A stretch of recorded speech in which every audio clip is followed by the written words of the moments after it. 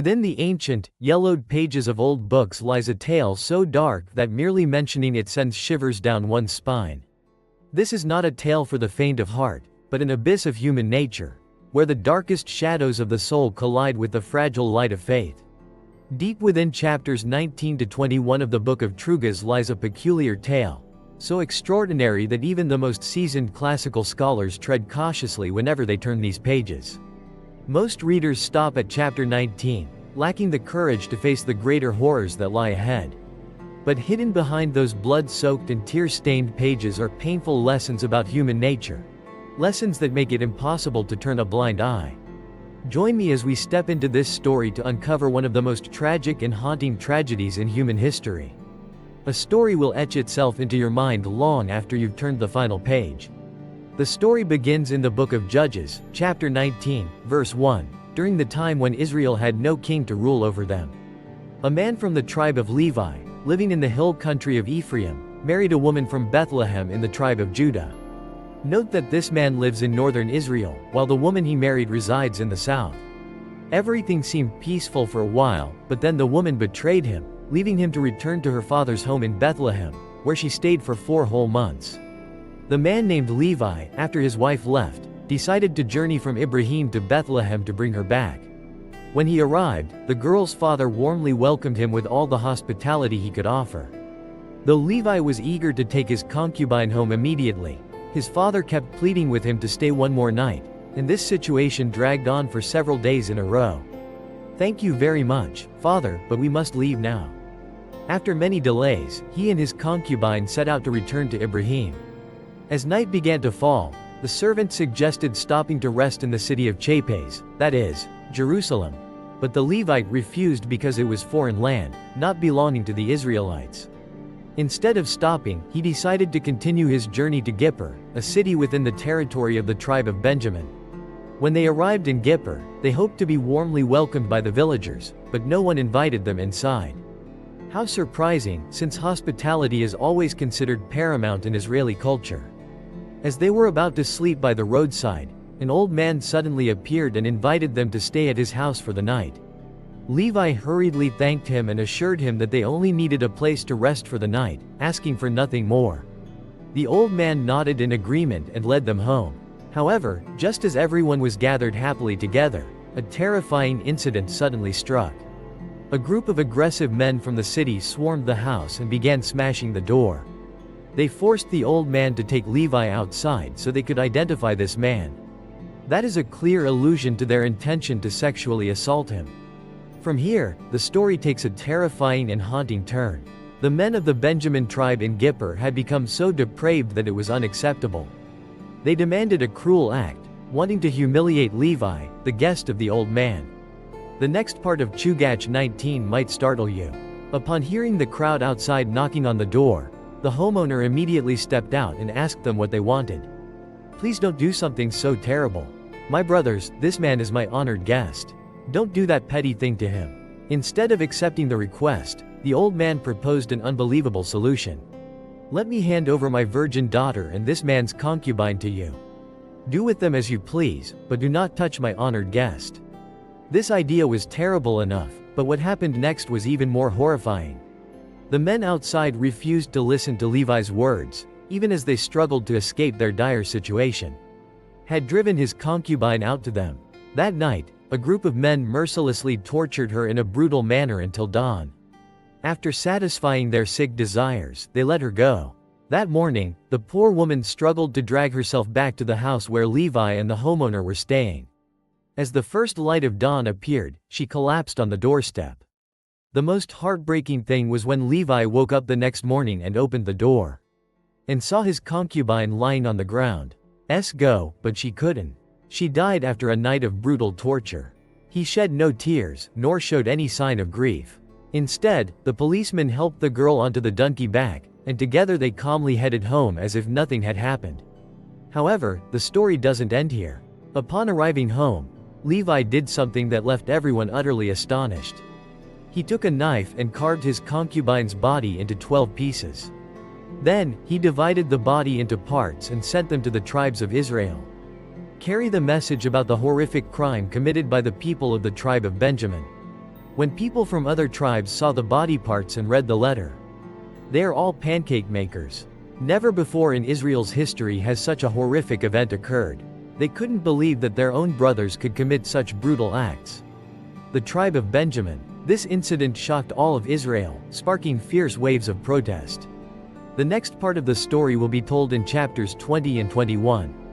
But before delving deeper, we must acknowledge the lessons from this very tragedy. Responsibility is one of the most important lessons we must remember. Without a leader and clear responsibilities, people easily lose their sense of direction. In chapter 19, verse 1 of the book of Trilgit, the opening states that at that time, the nation of Israel still had no king. Without a strong leadership system, people are prone to making misguided decisions without fear of judgment or accountability to anyone. When we don't have to take responsibility, we tend to make unwise decisions. And in this tale, when there is no king, when guidance is absent, the Israeli people have carefully and thoroughly considered their direction of choice. The legend recounts that in those days, Israel had no king to rule, so the law seemed neither obeyed nor strictly enforced. People act as they please without being accountable to anyone. The result was that they did things they never thought themselves capable of. This story conveys an important lesson. Without leadership and accountability, everything descends into chaos. It's easy to lose our way and let go of the core values of humanity. From this story, we learn a small lesson. Treat everyone with a heart of respect, for each person carries the sacred image of God. In the narrative, the host offered his own virgin daughter and the Levite's concubine, letting them do as they pleased. Life is worth more than those women. This thought is terrifying. We must remind ourselves that in God's eyes, everyone is of equal worth. Do not treat anyone as a mere tool or instrument for personal gain. Every person, whether male or female, deserves respect and protection, not to be treated as a tool for serving lust. In today's society, this also holds true when we are exposed to harmful content or view inappropriate material. We need to pause for a moment and ask ourselves, do we truly desire to have a daughter or not? Or will anyone I love be treated like that? Every person we meet in life, whether in the virtual world or in real life, is a manifestation of God. We should treat them with respect. Another notable point is that the further we stray from God, the more likely we are to lose our way and fall into actions we once believed we would never commit. If you read the entire Chugach carefully, you will realize that this work documents the process of the Israelites gradually drifting away from their faith in God. This nation has lost its way, no longer following God's teachings. Chugach 19-21 marks the lowest point in this decline. When an entire nation descends into acts so cruel and brutal that if someone had foretold them, even they themselves would not have believed it possible. This story illustrates a truth. Without maintaining a close relationship with God, people easily fall into temptation and commit sins they never thought themselves capable of before. You can firmly swear that you will never cheat, absolutely never get caught watching porn, or be certain you won't fall into those sins. But once you turn away from God, anything can happen. Like the ancient Israelites, when you no longer fear God, you can easily lose your way and make wrong decisions. End here. If you thought things couldn't. In chapter 20, we see a civil war break out between the 11 tribes of Israel and the tribe of Benjamin. The reason is that the tribe of Benjamin had shielded the wicked criminals who committed atrocities against their fellow Israelites. This led to a bloody war, claiming the lives of thousands from both sides. Finally, the tribe of Benjamin was left with only 600 men. By chapter 21, the remaining 11 tribes began to feel remorse and fear that the tribe of Benjamin was at risk of being wiped out. Since there were no more women left in the tribe, the remaining men could not marry and have children. This presents a new challenge: how to preserve the tribe of Benjamin and prevent the risk of their complete annihilation. An important lesson learned here is that every wrong decision comes at a cost. And we can't always foresee those consequences. The actions of the tribe of Benjamin were indeed wrong, but the decision of the remaining 11 tribes to attack them also led to unforeseen consequences. After the battle, they were forced to face a painful truth. Part of their people stood on the brink of extinction. Now, they must quickly find a solution to salvage the situation. Looking back, we realize that every wrong decision leads to unforeseen consequences beyond our control. The tribe of Benjamin and the remaining 11 tribes of Israel all had to bear the consequences of their actions. This reminds us that every choice in life carries its own consequences. And sometimes, we have no choice but to face those consequences.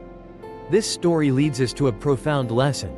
Every choice carries its own consequences.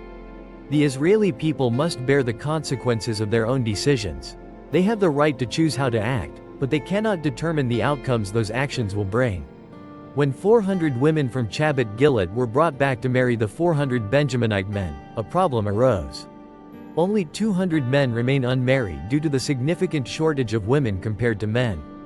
Due to this situation, the Israelis are once again forced to confront an extremely difficult choice. They had vowed not to give their daughters in marriage to the Benjamites, yet they said nothing about the case of these women being kidnapped. Therefore, they decided to hold a festival where their daughters would dance and celebrate together. They believed that if the men of Benjamin found and kidnapped those girls, it wouldn't be their fault. This reveals the sophistication and cunning in how they circumvent the law to fulfill their commitments. During the festival, 200 Benjaminite men kidnapped the dancing girls. This story may seem like a myth, but it is actually the clearest proof of that truth. When we make a mistake, we often spiral into a cycle of poor decisions. And it doesn't just affect individuals, it spreads, influencing many people around them. Let's analyze this story to see how many innocent people were affected by those misguided decisions. Some men from the tribe of Benjamin may well deserve responsibility for what happened to them. But most of the remaining people in this tribe suffered the consequences even though they had nothing to do with it. A similar situation also occurred among the people of Chabad Gilead. Those who not only lost their lives but also suffered the greater pain of being parted from their dearest loved ones. The women were forced to leave their families and made to live with strange men. All these tragedies stem from a relentless series of poor decisions. Notably, even when everything around us seems gloomy and filled with tragedy, we can still recognize the loving presence of God. Even in the most difficult circumstances, God always opens up opportunities for us to start anew. Finally, the Benjaminites found suitable women and together returned to their homeland, rebuilding life on their homeland. Although their actions caused much pain, they still have a chance to heal their family and community. The book of Judges ends with a haunting message. In those days, Israel had no king, and everyone did as they saw fit. Though the Lord in His mercy allowed the tribe of Benjamin to survive and thrive. But that doesn't mean they can escape the consequences of their actions. Every decision you and I make carries consequences. They may not be immediately apparent, but they will certainly come at some point. The ending of the story in the book of Judges is not just a warning about human nature when straying from the righteous path. At the same time, it serves as a profound reminder of the responsibility and moral awareness that everyone should keep in mind. From corrupt individual behaviors to the moral decay of an entire collective. This story shows what happens when people refuse to listen to the kindness in their hearts and the guidance of God. They easily lose themselves in their own darkness, yet rise above even the deepest shadows. The story conveys a profound message about the strength to overcome adversity and the courage to start anew. This arduous journey has proven one thing. No matter how grave the mistakes one makes, there is always a chance to set things right. Amid the silence of a grieving nation, the flickering light of compassion still shines. Acknowledging mistakes and aspiring to rebuild a new community. The warning from the book Judges is a wake-up call for all of us. Think carefully before every decision, because every action leaves its mark on our lives and those around us. The right choice not only strengthens oneself but also lays the foundation for building a compassionate and sustainable society. And in the fast-paced rhythm of modern life, that timeless teaching still echoes on. Treat everyone with love, respect, and a sense of responsibility, so that the flame of compassion may forever burn brightly in each of our hearts.